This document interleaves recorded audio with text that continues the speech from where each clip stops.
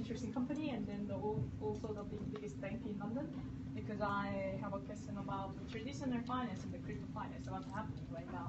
And then, for example, EOS raised how much? 185 million in 5 days from the ICO, and then the 8 minutes, isn't it? How many? 17 minutes? No. Oh, Cosmos. Cosmos? No, that was like reasonable 28 minutes. At the time it was 17 million, more than 70 million within 17. Yeah, at the time it was like something like 12, 15. 12 minutes. No, 12, 15 million within like 30 minutes. 30 minutes. Okay, so this is the ICO right now happening. It's a very exciting, and then for me, this is part of the crypto finance, right? So my question is ICO is a market bubble or becoming the new era? It's the beginning of the new era. This is my question. So, what do you think? Well, I think there are two parts to this answer, right? There is, I think in the short term, it's probably a bubble, because a lot of these projects have very little actual working products or prototypes at least, and they still raise like 150 million euros. And if you compare that to the tradition, like, no company should need 150 million euros just to get to market. So there will be, most likely, if the token actually now represents company value, you might see a round of devaluation. I think in the long term, this is an awesome way to do, this is like Kickstarter for companies that have network effects, right? So I think in the long term, this could be like a valid way for new companies to raise funds. You want to say something? Everybody looking at you. This is the moment where I get fired. Things are changing, very definitely. The technology has been around in principle to do this for about 20 years. And I remember talking to the EU regulators and saying, we can in principle do this sort of initial offering on our laptops now already, because we have digital cash back in the 1990s. What has changed this time, I think, is that Ethereum value has skyrocketed. And that value has left a lot of people in Ethereum with spare cash they weren't expecting, in a sense that the valuation is so high that they are now looking at the amount of money they've got and worrying about how to use it, how to do something. They cannot possibly spend it. So they are madly interested in diversification, which creates, if you like, a supply of value to put into these ERC20 contracts. And therefore, yes, we are looking at a wave. We could call it a bubble, but you know, that's a historical thing that we haven't quite reached yet. We are looking at a wave of increase of value moving into these different areas. I think the main thing to think about is that the world has changed and cryptocurrencies have crossed into the next level. They are going to be here to stay. They do have very serious valuations, and people are going to be investing in them, whatever that means, to them, to anybody else, to increase the value that is available and put money into projects that are new in ways which were not permitted or not available or too costly in the old system. So we are in a situation where perhaps we're entering this sort of dual channel world where we have the conventional financial system. Yes, you can do an IPO in the London markets. Or you have the cryptocurrency markets. Yes, you can go into the Wild West and try your luck. But to some extent, it's actually quite similar to the United States of America, where they have very big markets, the NASDAQ and the New York Stock Exchange, but also pink sheets and various other techniques, pipes and reverse entries and so forth. Those are very Wild West markets. So I see a lot of similarity between that and the cryptocurrency markets. I see it really as the beginning and not as a bubble. I think the market infrastructure needs to mature. There's a lot of uncertainty about a lot of the market infrastructure, the liquidity of the tokens, the exchanges themselves. A lot of the tokens are not listed. So there's a lot of things that need to mature in order for it to, grow. So I don't see it as a bubble. I think it's impressive to see the numbers right now, but if you compare it to the total amounts that are raised in the crowdfunding space, it's really small. If you compare it to all the amounts that are raised in the regular markets, it's really peanuts. So let's not get over our heads. Like $100 million is really nothing. It's really impressive because it's new and it's related to this technology that's new. But I think it's really just the beginning, and we really need to, as a community, really work together to make it sound, to understand what the issue is, to work with regulators, to make it more safe and avoid the pitfalls that it had gone through. So within Barclays Investment Bank, I work in the CTO office there. We're not actively exploring virtual currencies. What we are doing is having a watching brief, exploring what's progressing, similar to the watching position that many regulators had in the past as they were exploring and understanding more. There are some fundamental things that I think people haven't got their head around yet completely. So somebody mentioned, this is the value of their company. Does that mean it's a stock value? Others would argue the token has nothing to do with the value of the company. It has utility in terms of, for example, buying a token to store data or to process data. Depending which of those two distinct categories, you would have different sets of regulation applied to them. So we have this umbrella term of ICO. Maybe there should be subcategories within it, and that would help us in order to apply the appropriate regulation. So that's one key thing, I think, is just understanding what is it, being more precise. So some of the terms in the DLT space over the last few years, people have been grappling with defining them and pinning them down accurately. Once you've done that, you can do a lot more with them formally. Before that, you're kind of at the edge and not quite sure what they are. So the topic we looked at was smart contracts. We spent a lot of time looking at what is a good definition of them. We came up with 3 sentences. It took us a long time to come up with that, iterate via the legal processes within the bank with third-party reviewers, including Ian and trade associations and so on. And we actually came up, finally, with a version that's nice and succinct and made sense and we could share with the regulators for our view of what we think it is and be public. I think it would be great if a similar initiative could do something for ICOs, so that not just the banks or the startups working in the space, but the regulators could have a framework to consider, oh, this has this set of features, therefore we should regulate it in this way. Or maybe certain things don't need explicit supervision by a regulator if, for example, they're a token to do some element of cloud processing. So that would be my view. We need to understand more before we can conclude our opinion. Can you really argue that an ICO is not connected to the value of the company when the proceeds of that ICO to a big proportion go towards funding the development of the product that the company will eventually launch? You could argue very much so and construct scenarios in which it is. You could construct ones which it isn't. You could do pathological examples. You could do trickery around that as well. I think so that what we need to do is to identify the features that clearly say, yes, it associates itself with a company, a registered company that has value. I think this touches on something that's really interesting in your presentation, actually, that you automatically have put in a governance model for your chain. And I think everybody is doing this now. Everybody can see with Bitcoin that governance is very resistant to change, it's too resistant to change, it's very topical now.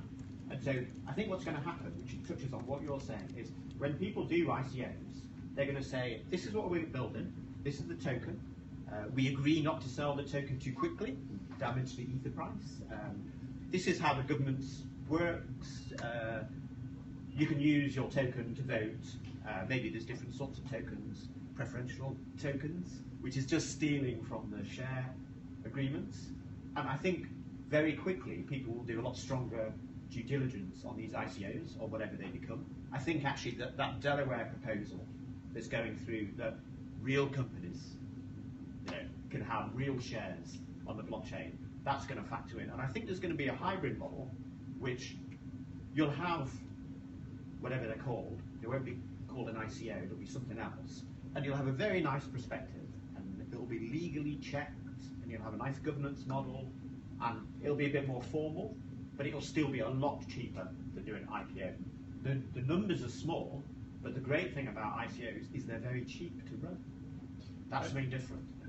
I'm going to play the sort of conservative card. I think so. I think they're incredibly exciting, but at the same time, as far as I can tell, they're entirely unregulated, and regulation is there predominantly to protect consumers and organisations as well, of course. And in the case where an ICO has sold what in effect has been described as an in-game token for use of a future platform where the platform hasn't been described yet and hasn't been built yet, that worries me, because the investors who are buying those tokens are taking an awful punt. And as far as I can tell, there is no recourse. There is no obligation to provide formal prospectus or anything like that. And that's the aspect that I'm concerned about. Interesting enough, you called them investors, right? From what I'm seeing in the cryptocurrency space, it's not like there might be a part where people have a lot of money due to Ethereum, right? But from what I'm seeing, it's these people that looked at the price of Bitcoin and then didn't invest in Bitcoin and then now they felt left out. And then they looked at Ethereum and looked at the massive gains essentially that Ethereum made, and are now just like piling money into the ecosystem. So people that have no idea on any of the technology, that can't do any of the due diligence behind, is this a scam, is this not a scam? But they're using platforms like Coinbase, which does a great job at like getting fiat currency into the ecosystem, to just like pile into Ethereum and just invest into any random ICO because they are hoping for like this 20x returns within a year. Yeah. So, and like what you mentioned, like they're not investors, right? They're essentially speculators that have no idea what they're doing. Yeah. And considering the model of regulation and so forth, which is built up over a century without much challenge, it is quite a complicated model and has a lot of elements to it. Some of those elements might be due for revision. There might be new elements that come into play. What we're seeing now is this model of an ICO being compared to an IPO. So where's the prospectus? Where's the team? Where's the risk analysis? Where's this? Where's the filings? Where's that? A lot of these things are dropped away and things are still moving on, things are still working. So there's a chance to, if you like, have a retrospective analysis of how we should raise funds and how far we should go. We are in a new time and era. We have the internet, we have information moving much more quickly, we have the ability to govern things on a much more direct fashion. People who control these tokens have direct voting capabilities on the tokens, if such is provided. So a lot of the older ways that we did IPOs could be re-evaluated. There is something new here, and we should have a go at figuring out what that is, but it might take time to figure that out. Yeah, and given how early you raise, I don't see the purpose of using the methods that you use for an IPO. Like, what are you going to disclose? And we have a reverse situation. Should we take a question? There's a question over here. Well, I just have a very strong opinion on Why this, would you not get that? so I just wanted to throw in there. On an IPO? So all of these tokens are subject to free market pricing. That's something that we cannot stop. The real question is do we push that completely to the secondary market, or do we bring it to the primary market? I think we can all agree that these chains, all exist. We can duplicate Ethereum 10 times over. We can duplicate any chain that there is. The real value is in the network effects or the distribution of that token. So the question is do we leave the free market pricing entirely for the secondary market, or do we bring it in to the actual primary sale or issuance of the tokens? So the reality is we can work backwards and say, hey, we want to raise this amount of money. And if we do that, we can do something like the BAT token, and the miners can block everyone out, and they can take all the tokens and immediately sell it for 8-10 times what they did, but that doesn't stop the token from trading at a $600 million valuation. But the way that it should be designed is actually focusing on the quality of the distribution. That's actually more important than the amount of money being raised, because that is what networks are. And what I believe is that by extending, proof of work introduced an incredible distribution mechanism, right, which is essentially infinite, a finite amount of coins distributed every single day versus the amount of resources coming in. We divide that in, and that allows it to harmoniously transfer to a secondary market. So I think it really comes down to, when you design an ICO, what are your objectives? Are you trying to design wide, broad distribution that's fair for everybody, or are you trying to raise a fixed amount? And I think that at this stage, everyone should be prioritizing the integrity of distribution, especially in proof-of-stake networks, where it's so sensitive where it is extremely sensitive. There's no way to distribute a proof-of-stake network in 30 seconds, let alone, or 30 days, right? Or cap the amount so that only 10 people get in and control the entire network. So I think what we really need to be thinking about is what makes proper distribution, what kind of distribution adds value to the network that allows these things to become incumbents. Go through the top 10 currencies that exist on CoinMarketCap and ask yourself how many of these were distributed in a day.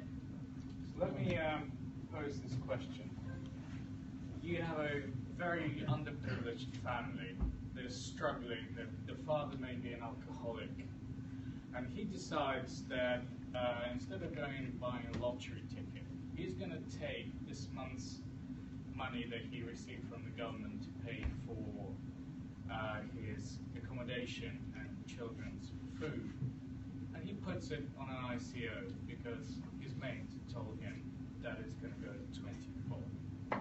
And we have a lot of people doing that potentially, because a lot of people are not as privileged as we are to kind of put a lot of assets and gamble them away. And then what happens next is that that money is lost. And the wife gets beaten up because the guy is depressed. And then she goes to the government and says, my children have nowhere to stay. And the government will dole out and dish out more money to pay for it. That's what happens every day in this country and many other countries. And we will all sit around and we will say, oh my God, we never realized that because of this ICOs, where a bunch of developers get filthy rich, just like the bankers before them, and we get in a situation where wives are beaten up. How will you feel about that? And then talk about whether or not we need regulation of free market. Oh, it's the Spider-Man quote. With great power comes great responsibility. But yeah, we do and we should do, because ultimately we need to understand that there is a wider social responsibility. And I don't know if I have the answer to that, but there's a good reason why so much of the IPO system's been created. And ask yourself, are you going to be happy waking up one morning, having raised whatever it is, which you thought was real fun, 150 million, and a mother telling her, because of your IPO, she's got beaten up and the child is dead. Are you going to be happy with that? Your feelings are understood, but one doesn't follow from the other. If we get rid of the ICOs and the IPOs or whatever it is, there are 1,000 ways in which the father can go and waste the money.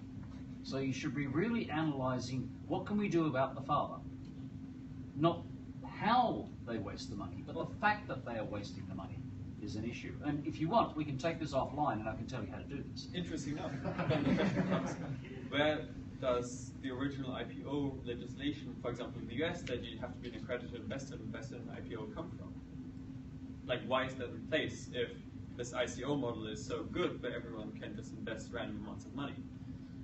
I can't possibly say, because we are not accepting American investors. We're protecting them from this danger that Alex has outlined. Yeah, we have a question.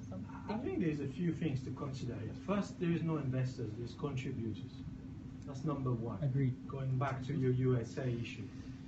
Second, we're redistributing the risk here, meaning that people that don't know what they're doing, with zero due diligence, are investing in something they think is going to make money. So we're trying to understand the question. So there's no investors, you said they're investing in money. So it's the well, they think they're investing, but when legally speaking in the contract, when you actually read the terms and conditions of every ICO I've read, we're talking about contribution. Or donation, yeah. So your opinion, maybe, and somebody writes the document, maybe perhaps. But their lawyers paid top money to say that it's not an investment. Otherwise, they all go to jail because ultimately someone's going to go to jail. So I'm not giving an opinion on it. I'm just saying that it's useful. I'm just telling you, a lot of people are going to go to jail. I think. So we At are the in a moment, world. it's unregulated, so it's free for all.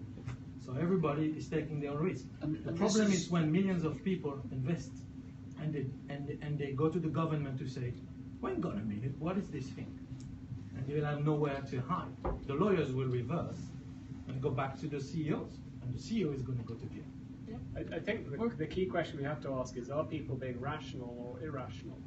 And when a whole load of people pile into an ICO called worthless coin, and there's nothing, there isn't even a white paper, I think we have to say they're being irrational. And that's what They don't that have a model. irrationality is what we've seen before. We may call it a bubble, we may not, but it is the South Sea bubble, tulip bubble. Yeah. The internet boom, the first internet boom, these were all largely irrational valuations. But the difference here is VC, angel, seed, guys from Delaware were investing and they knew what they were doing. They knew they were investing X in 10 companies and one may make it. Today what we see is a pile of guys from everywhere putting their fiat money into a machine that is completely unregulated, which is what I'm trying to say. It's great for people that have been in the space for a while and understand what's going on and can navigate the crowd. But for the new guys, and I've seen a few, I am very worried. And I think CEOs are going to end up in jail.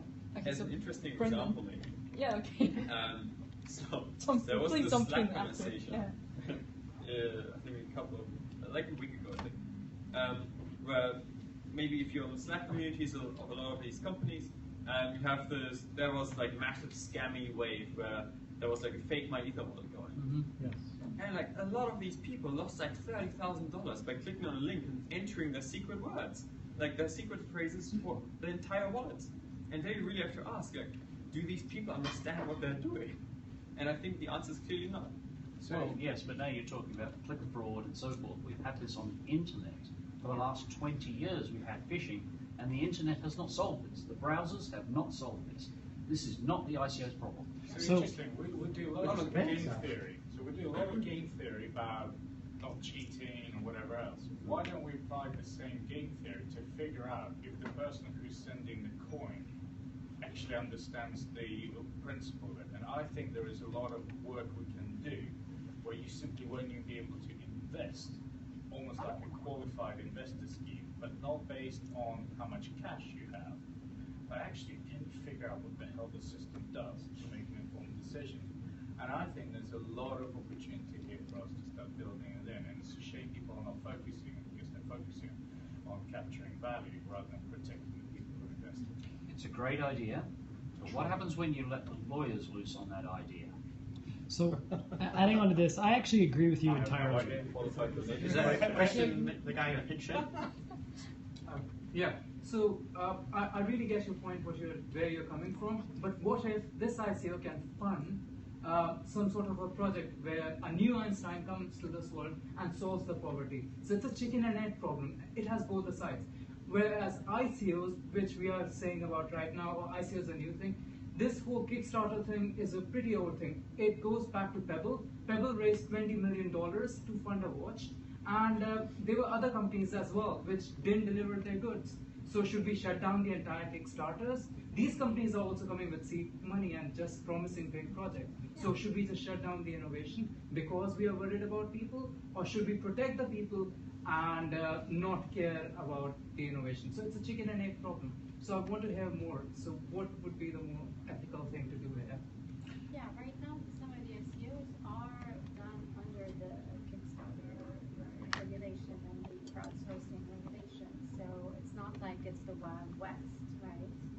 So I wouldn't be that worried about it. And by the way, kind of one of the things we did on the Enterprise Ethereum Alliance was just approve a token working group to precisely talk through those issues. So do not misunderstand me when I say that there are issues. But I think, my personal opinion, there are too many crypto guys who have this model of the world that's devoid from physical reality.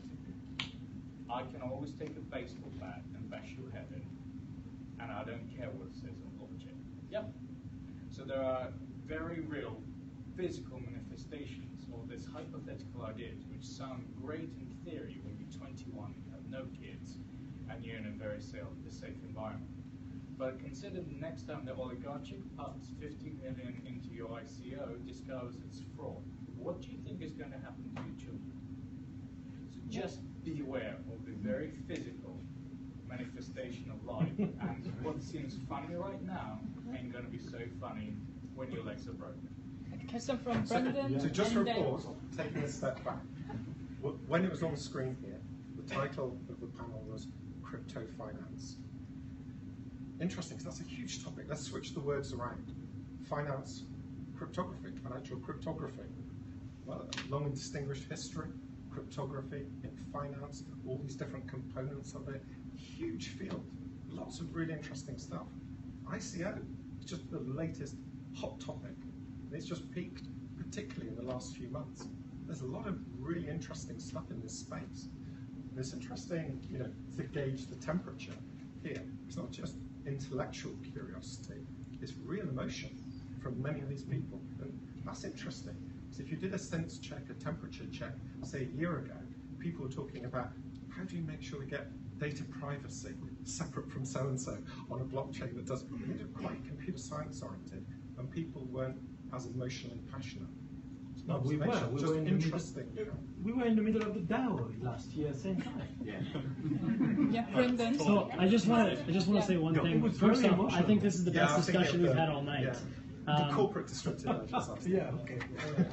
I think this is the best discussion we've had all night, and I completely agree that we need regulation in this space more than anything. I agree that we need smart regulation, and that's what's difficult. What is smart regulation? I think the entire conversation that we're having right now is not relevant to ICOs, because the vast majority of investment going into the space is not going into ICOs, it's going into mining. And mining is a pure investment into the network. And we're investing $5 billion a year in the top networks. So it's not really about whether it's this ICO or that ICO. People are hauling tons of money into things that they don't understand. And I think we absolutely do need regulation, but I think that the ICOs are the vast minority of this entire subject matter. There was a question at the back. No, I guess a Roger, and then maybe this. Sorry. We have older. Sorry. So. No, you go ahead, sir. Okay. In 2014, I incorporated the first couple of Bitcoin shares, and the regulator interpreted it originally as an IPO because the media coverage included the Bitcoin addresses, and people said, "Fantastic, we support you. We'll send Bitcoin to your addresses." The regulator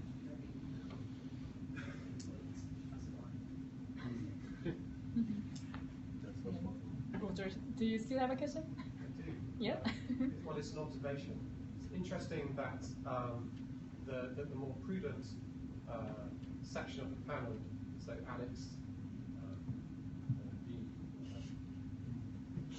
the gentleman, Jim, these guys are not involved in any ICOs. However, the guys that are involved in ICOs are incredibly positive about them. Why might that be? Oh, hang on a minute, you guys have raised hundreds of millions of dollars, right? Of course you're going to be positive about it. Okay, so back to our consensus. So the thing that worries me, the original, please. Yeah, come on. Yeah, you guys are the original ICO.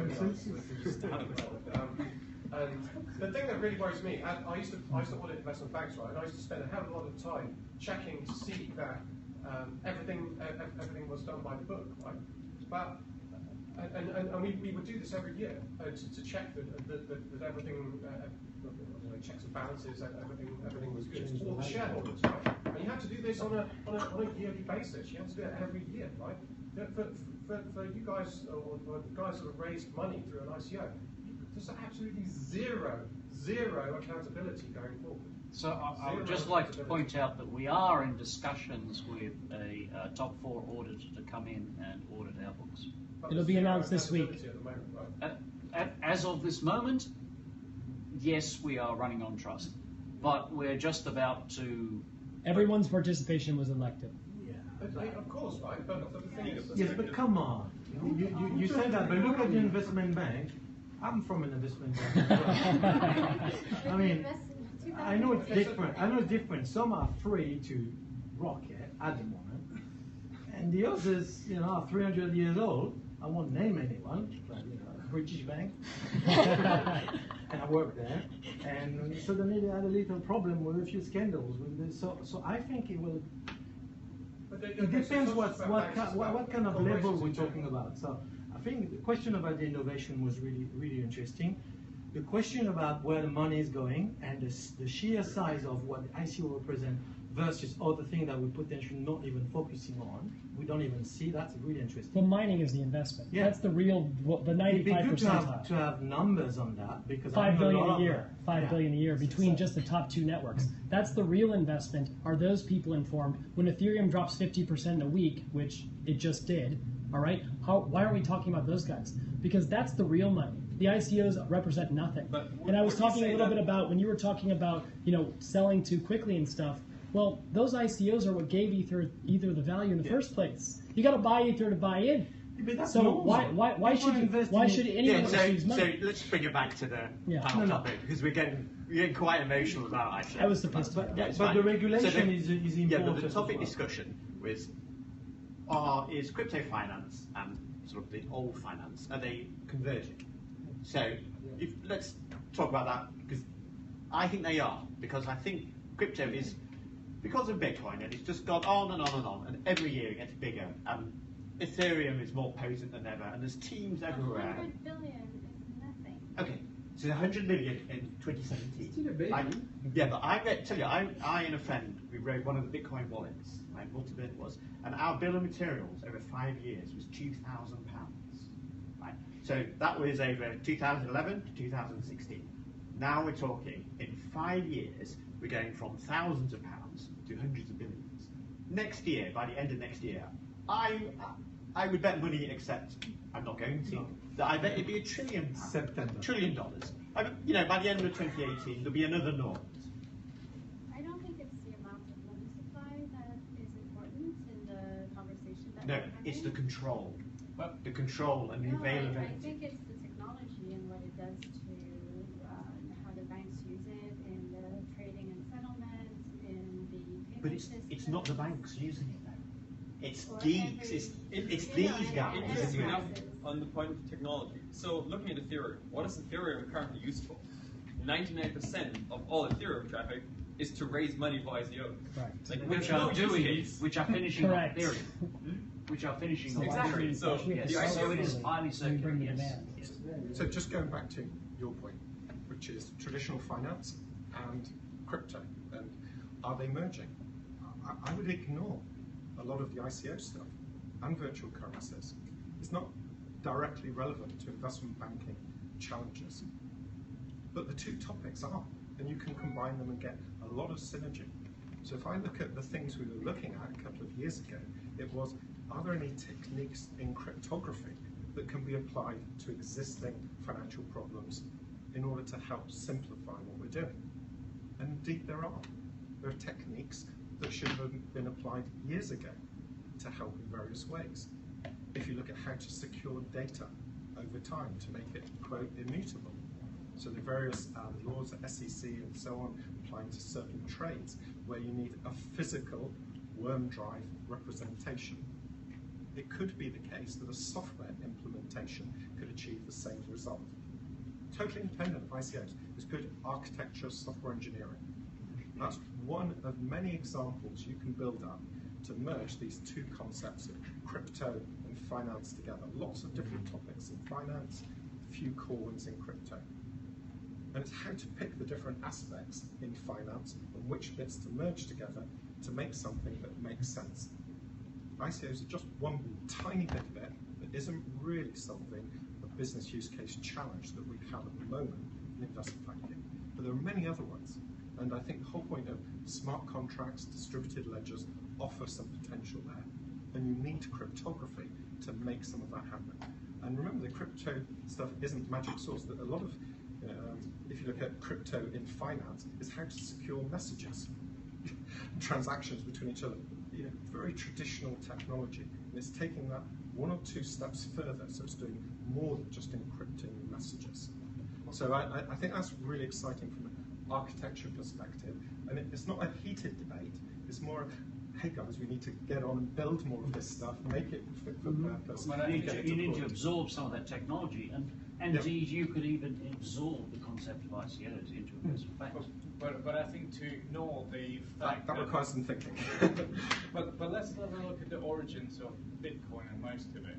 It was the fundamental loss of trust in centralized systems post 2008 that enabled Bitcoin. So to say that there is no motion in this is rubbish, because if we trusted a single source, one big IBM mainframe, to calculate everything for us, you wouldn't have blockchain. It is a fundamental mistrust that is at the core of the existing banking system that has driven us to distribution, because basically we just don't trust the guys in buildings like this anymore.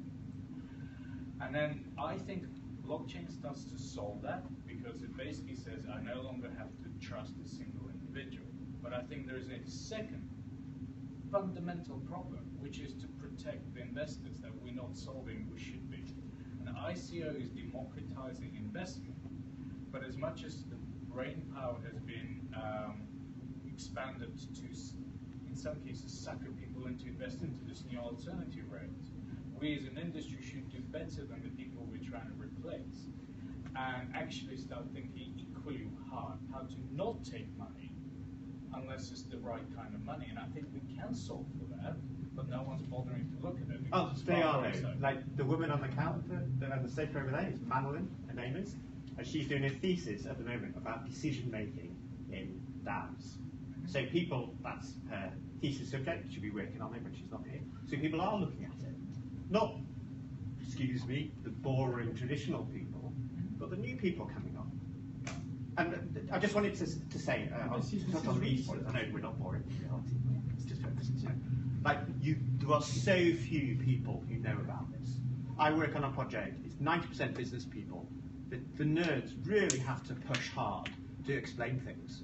So if you're in the audience and you're here, you're well ahead of I have a everyone. solution for the exact same problem, and I've worked it out.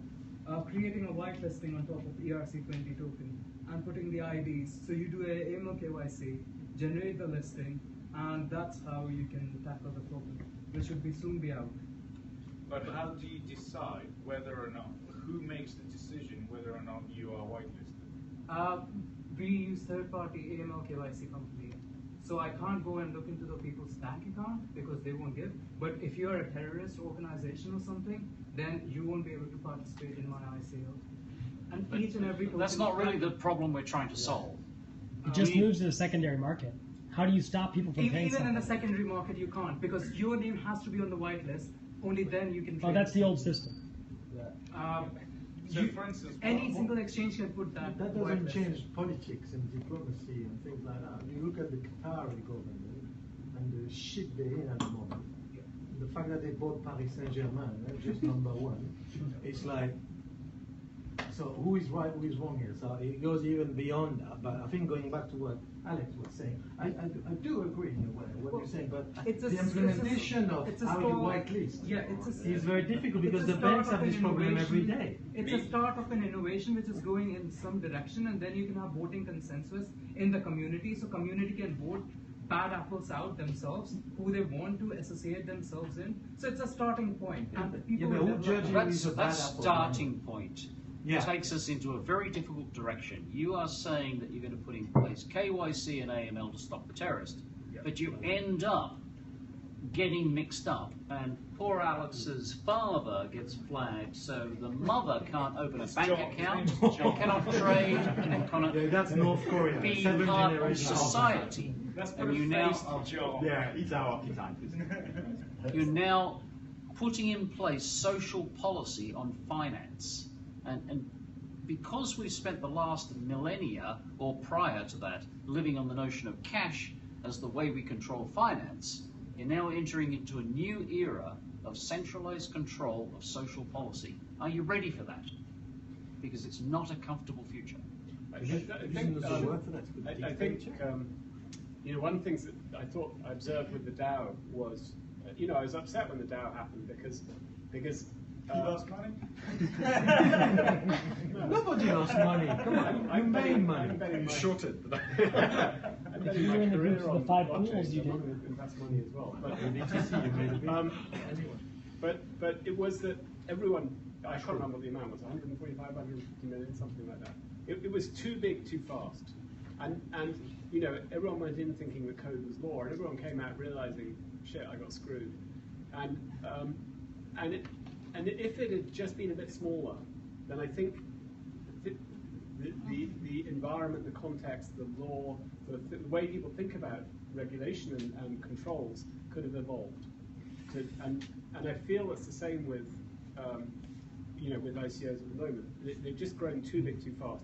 If we had a little bit more slow progression, where you know the amounts being raised by each organisation were more reasonable and more reasonable compared to what they've already built, for example, and what they can show they've done and what their roadmap is, then we could look at regulating them in a more efficient way.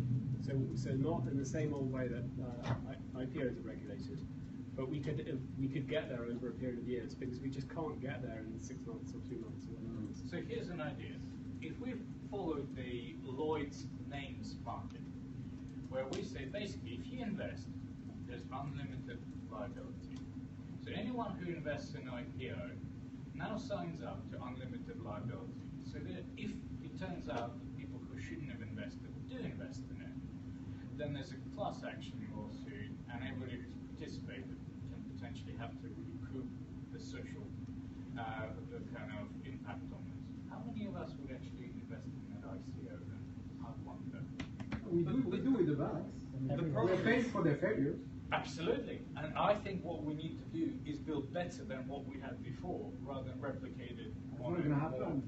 better tech. They write the law. It's not going to happen. At the moment, it's Well, it's an interesting point. So, well, generally in terms of how do you regulate, how will you regulate ICOs? So, what can one government do to actually regulate an ICO, right? So currently, 99% of the ICOs are run out of Switzerland as a set up a foundation that binds to some other company that's actually incorporated somewhere else, right? And there are usually 3 people on the board of the Swiss Foundation, which is one guy that sets up all the foundations, and then 2 other founders normally. So, but let's say Switzerland introduces new regulation that now blocks this, where will we move next, and how will we prevent this money moving into ICOs? So is it even possible to regulate this? I'm not even sure what it means for an ICO to be in a country. Yeah. I don't understand that concept.